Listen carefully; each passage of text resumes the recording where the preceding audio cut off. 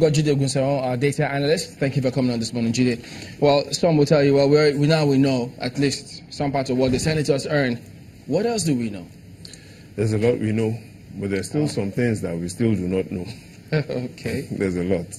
And you know, Gimba, when all of these discussions started, it wasn't today. It was 4 decades ago, 1979, when the presidential system started. How much was a senator earning then? At the time. And I'll reveal that to you and you'll be surprised. But today, there are 3 questions Nigerians are asking for. The first is, how profitable is a senator's seat? And the second is, compared to other countries in the world, how much and how overpaid or perhaps underpaid are Nigerian senators? And now the third question is, why are people always on the edge when there's a discussion on salary? And perhaps we should start with that third question. Now let's look at what happened in 1979. How much was the federal government earning? Then it was 60 kobo to $1. The government was earning the equivalent of $15 billion in 1979. Chamberlain, $15 billion is the equivalent of $48 billion today. That is 15 trillion naira. And so, in simple terms, you had a government that was earning 15 trillion naira, not for 196 million people of today, but 15 trillion naira for the 65 million Nigerians of 1979. Approximately 230,000 naira per person. Today, the government's revenue, based on the estimates from the CBN, 2.7 trillion naira as FG revenue last year. In simple terms, here's what I mean. The government is no longer fit to run a marathon because the government is hypertensive. What do I mean? The amount of money the federal government spent on one person in 1979 is equivalent to what is spending on 18 people today. Just let that sink in for a moment. What the government spent on one person in 1979 is so what the people are what, malnourished? Oh, that's what you said. But the government significantly is bleeding. Just imagine a family setup with several children, and then daddy comes home, and the amount of money he could give you, Nyota, is what he now has to share with 17 of your brothers. And Nancy doesn't usually like to share. He doesn't. That's a problem.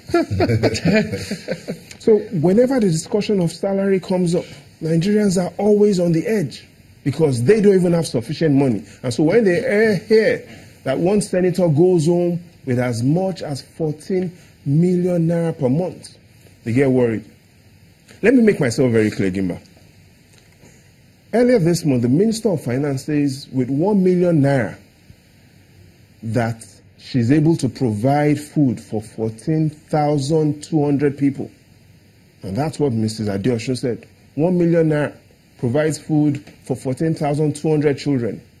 And so, by Senator Sonny's revelation, it simply means that the salary of a senator can provide food for 6,500 children every month. Now you might ask, how big is 6,500? Let's look at the National Theatre, National Arts Theatre in Lagos. Now if it's filled with capacity, from the main auditorium to other auditoriums, you could squeeze 6,500 children in it. So picture a senator opening his mouth, the National Theatre filled with children, and eating it every month. And so it is a lot of money. Even if we look at the legislators' argument that, oh, the government as well needs to do more. Let's look at the government's revenue. The government budgeted, for instance, if you look at the 2017 budget for last year, the recurrent budget, let's not even look at capital, recurrent budget for last year, 2.9 trillion naira. Pretty much salaries and the basics. Now, did the government even earn 2.9 trillion naira in 2017? The CBN says no. that the government earned only 2.7 trillion naira. And so we see expenses rising, income not rising as much as expenses. And so even the revenue of today's government cannot even cover the recurrence of ministries, departments, and agencies. Does that breed crime? Oh, yes, it does. Clearly it does, which we've seen the evidence that shows us that states that have more money is where the crime is. States that have more money is where the crime is. And where the security will be increased. Yes, but how will security be increased if there's no more money? Now, the National Assembly also have their own arguments that they collect very little of the government's 8 trillion naira budget. That only 125 billion naira comes to them. Is the argument correct? Yes, it is. They argue that they have just a little fraction of what the government budgets. And even though the argument is true, there's another argument that says, let's look at the details of how much they earn compared to other countries. Now, there's only one country that we can say is the greatest benchmark, the largest economy in the world, the US, where a senator earns the equivalent of less than 5.5 million naira a month. Now, why this is very important is to look at how much revenue the US earns, and let's look at how much it then pays out. Now, listen carefully to this. The US federal government earns the equivalent of 1 quadrillion naira, and you heard me right, 1 quadrillion naira. And so a senator in the US, for every 100 million naira the government earns, the senator gets only 40 kobo. 40 kobo on every 100 million naira. President Trump, and indeed President Obama, gets only 1 naira out of every 100 million naira the government earns. The Nigerian senator, for every 100 million naira the federal government earns, the Nigerian senator gets 500 naira.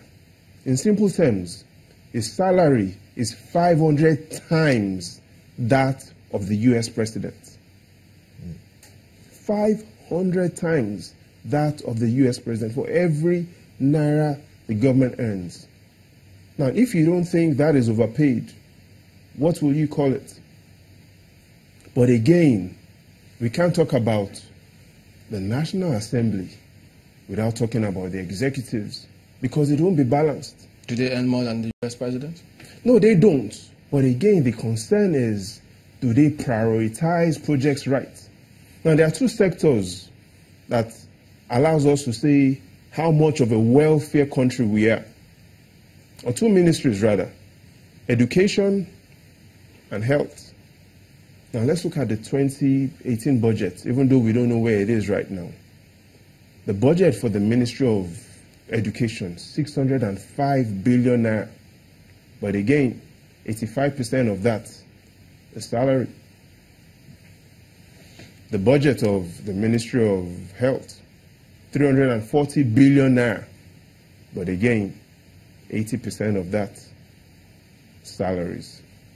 And so, though the argument is right, as senators compared to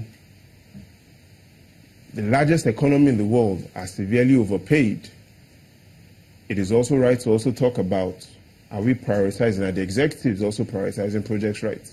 How much of that 8 trillion naira really gets to the people? How much of it is well spent? That is the concern. But again, what Nigerians also want to understand, and why you should be bothered, is why are people interested in becoming senators? Which is the third thing. And that is because the evidence today shows that the Senate seat and an investment, Chamberlain, in the Senate seat is the wisest one. And so perhaps, Chamberlain, you're in the wrong profession. We should be talking about James 2019 for Senate. Now, why do I clearly say so? I like this seat. It holds them accountable. Oh.